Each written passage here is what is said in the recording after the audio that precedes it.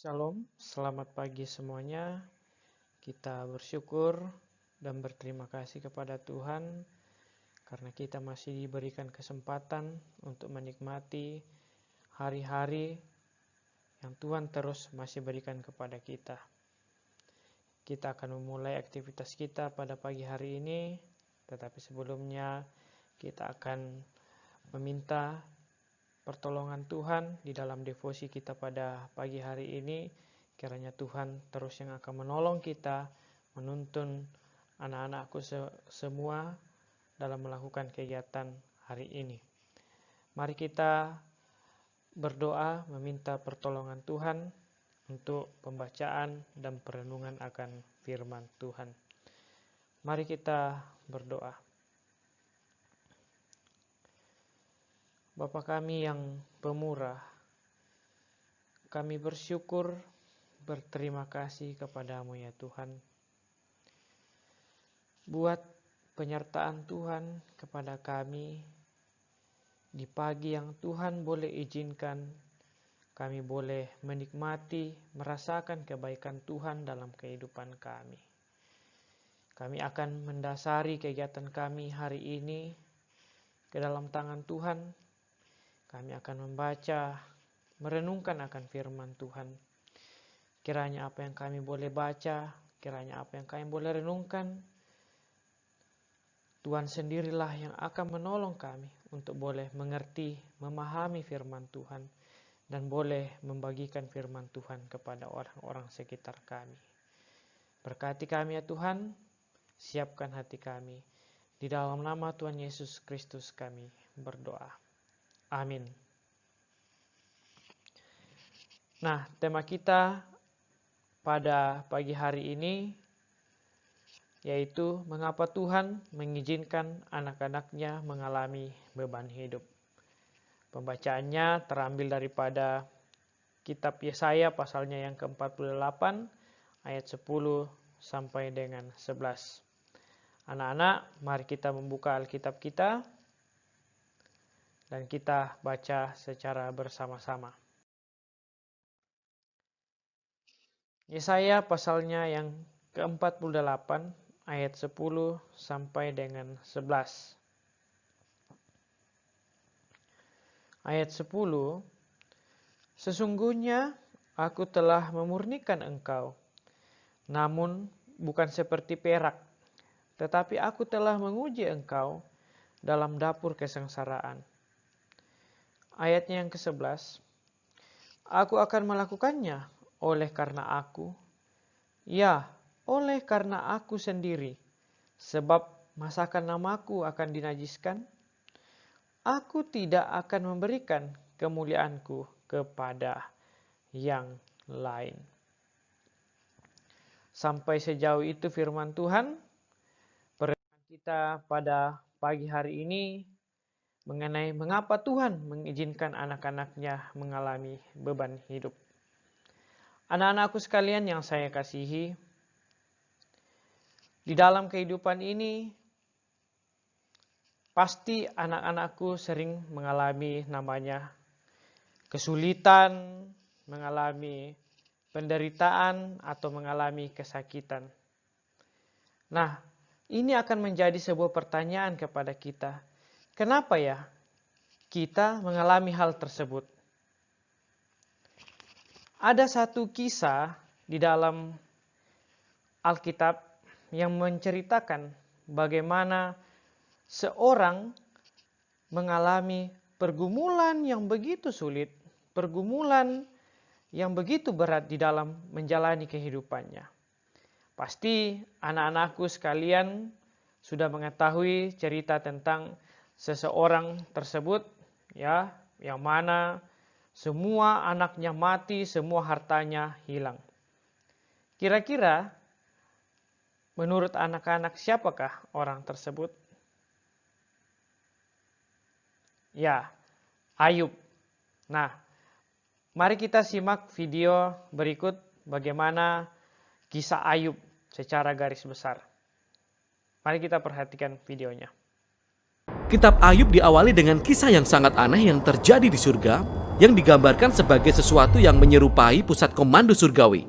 Allah ada di sana bersama dengan malaikat-malaikat ciptaannya yang disebut anak-anak Allah. Mereka berkumpul di sana untuk melaporkan tugasnya. Lalu Allah menyebut seseorang yang bernama Ayub, hambanya, dan menunjukkan betapa saleh dan baiknya dia. Kemudian salah satu dari malaikat-malaikat ini datang mendekat. Dalam bahasa Ibrani dia disebut setan. Setan, siapakah dia?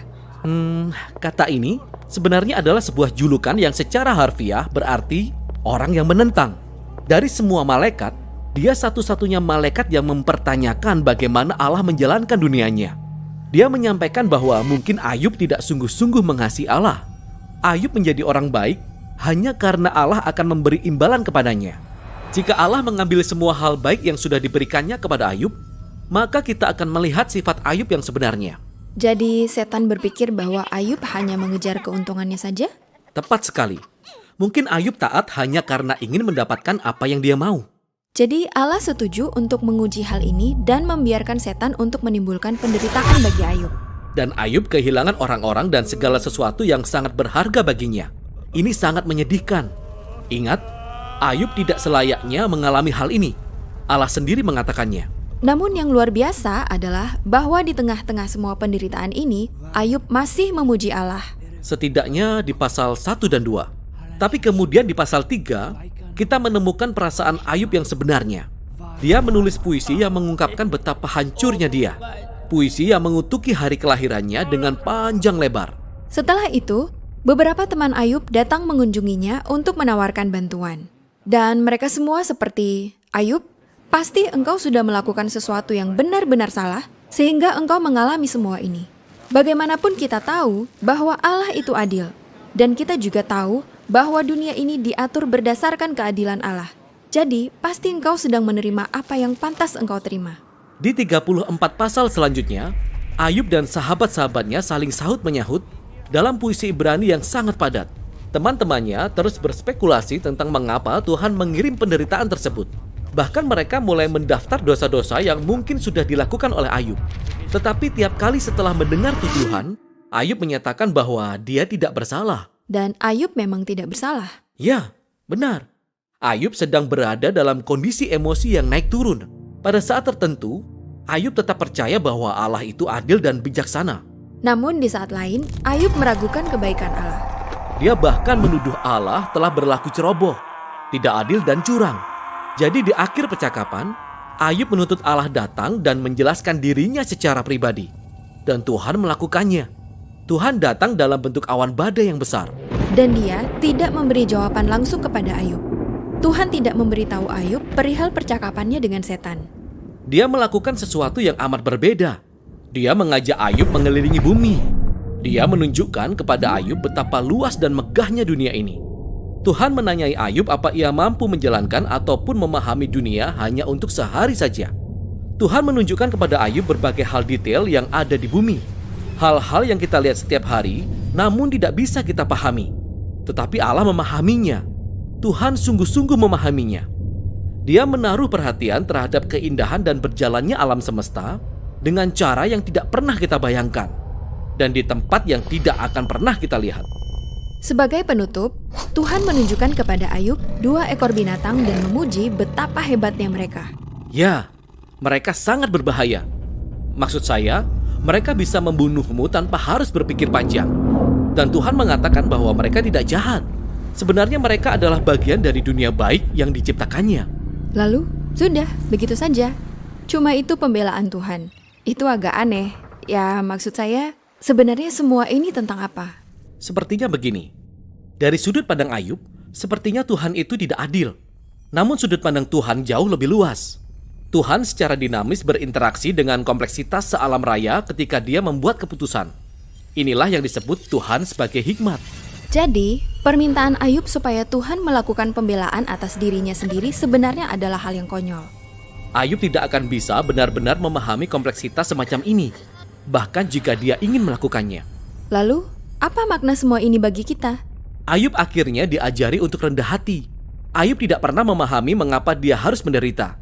Namun demikian, dia bisa tetap hidup dalam damai sejahtera dan takut akan Tuhan. Tapi, bukan itu akhir dari kitab ini. Karena setelah ini, Tuhan memulihkan Ayub dengan melipat gandakan segala kepunyaannya dahulu. Dan sekali lagi, ini sangat mengejutkan. Maksud saya, apakah ini sebuah hadiah? Apakah Tuhan berkata, "Selamat Ayub, engkau lulus dari ujian yang rumit ini"? Tidak. Inti dari keseluruhan kitab ini adalah ketika Ayub kehilangan segalanya, itu bukanlah merupakan sebuah hukuman. Jadi mendapatkan kembali apa yang sudah terhilang bukanlah sebuah hadiah. Kalau begitu, mengapa Ayub mendapatkannya kembali? Tampaknya Tuhan menurut hikmatnya memutuskan untuk memberi Ayub sebuah hadiah. Kita tidak tahu mengapa. Tetapi yang kita tahu adalah bahwa Ayub adalah tipe orang yang dalam kondisi baik maupun buruk tetap percaya pada hikmat Tuhan. Nah, anak-anakku sekalian, kita tadi sudah menyaksikan video tentang Ayub, bagaimana kisah Ayub yang begitu menderita dalam menjalani kesulitannya, tetapi di dalam penderitaannya tetap mengandalkan Tuhan. Nah, kira-kira dari pembacaan kita yang sudah kita baca dan dari video tentang Ayub yang kita telah saksikan, nah hal-hal apa saja yang kita bisa pelajari dari dalamnya? Yang pertama, bahwa penderitaan dan kesulitan dipakai Tuhan untuk memurnikan atau membentuk iman dan karakter kita. Kalau kita melihat kondisi sekarang kita, di mana virus corona masih ada di tengah-tengah kita, nah ini merupakan juga pergumulan atau kesulitan yang kita alami pada saat ini. Tetapi pergumulan dan kesulitan itu bukanlah hal untuk membuat kita untuk tidak mempunyai iman kepada Tuhan. Ya. Karena justru kesulitan-kesulitan yang demikianlah justru membuat kita untuk terus bergantung kepada Tuhan. Karena kenapa? Kita lihat tadi bagaimana Ayub bisa menjalani semua kesulitan-kesulitan di dalam hidupnya karena dia berpegang sama Tuhan. Karena dengan berpegang sama Tuhan, maka Ayub dimampukan untuk menjalani semua kesulitan di dalam hidupnya. Jikalau kita pada hari ini masih di tengah COVID-19, anak-anakku, mari kita berjalan bersama dengan Tuhan untuk menjalani kesulitan ini. Kiranya Tuhan juga yang akan terus menolong kita untuk bisa menjalani kesulitan ini.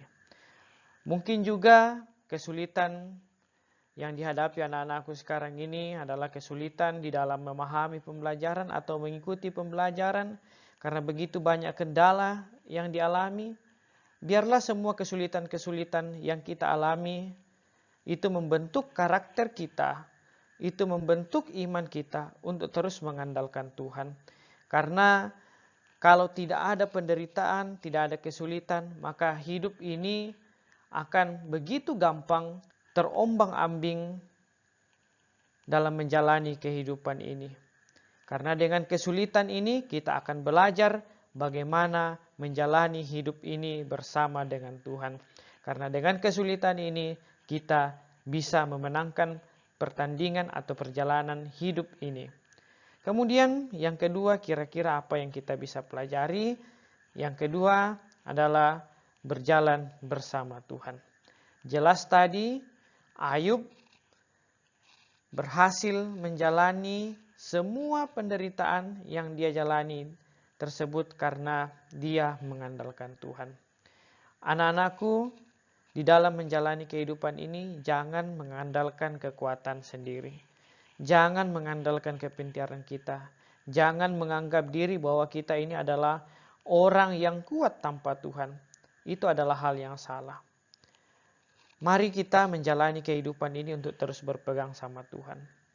Kalau ada kesulitan, mari kita libatkan Tuhan di dalam menjalani kesulitan itu. Karena kenapa? Karena Tuhanlah yang mempunyai kita. Tuhan tahu segala cara untuk bisa keluar daripada ujian, daripada kesulitan yang kita hadapi. Maka di dalam menjalani kesulitan itu, mari kita berjalan bersama Tuhan menyerahkan seluruh kehidupan kita kepada Tuhan untuk dipimpin oleh Tuhan. Dan yakin dan percayalah bahwa kesulitan yang akan kita hadapi, kita akan lalui. Inilah devosi kita pada pagi hari ini. Mari kita satu dalam doa, kita berdoa. Bapa kami yang pemurah, kami sungguh bersyukur dan berterima kasih untuk setiap perkara, untuk setiap kesulitan yang kami boleh jalani dalam kehidupan ini. Kami mau menyerahkan seluruh hidup dan kehidupan kami ke dalam tangan Tuhan untuk terus dipimpin oleh Tuhan. Sehingga setiap kesulitan yang kami ketemui dalam hidup ini, setiap pencobaan yang kami boleh temui dalam hidup ini, kami boleh lalui bersama Tuhan. Dan kami menyerahkan seluruh hidup dan kehidupan kami ke dalam tangan Tuhan. Tuhanlah yang akan menolong kami menjalani setiap pergumulan yang kami alami. Terima kasih ya Tuhan. Kami datang berdoa ya Bapa, menyerahkan seluruh kegiatan kami dari pagi hingga pada siang nanti. Kiranya Tuhan juga yang akan terus menyertai kami. Kami juga datang berdoa ya Tuhan, buat orang tua kami dalam setiap pekerjaan mereka. Tuhan kiranya menolong dan menyertai orang tua kami dalam pekerjaan mereka dan di dalam mendidik kami. Sehingga mereka boleh terus kuat, boleh sehat, boleh melakukan pekerjaan mereka dengan baik. Kami juga berdoa ya Tuhan bagi guru-guru kami yang terus dengan setia boleh mengajar kami. Kiranya Tuhan juga yang akan terus memberikan hikmat kepada guru-guru kami dan kesehatan. Sehingga juga boleh dengan setia boleh mengajarkan kami seturut dan sesuai dengan kehendak-Mu. Terima kasih ya Tuhan. Inilah doa kami. Ampunkan salah dosa kami. Di dalam nama Tuhan Yesus Kristus kami berdoa. Amin. Demikianlah devosi kita. Selamat melakukan kegiatan hari ini. Tuhan memberkati kita semua.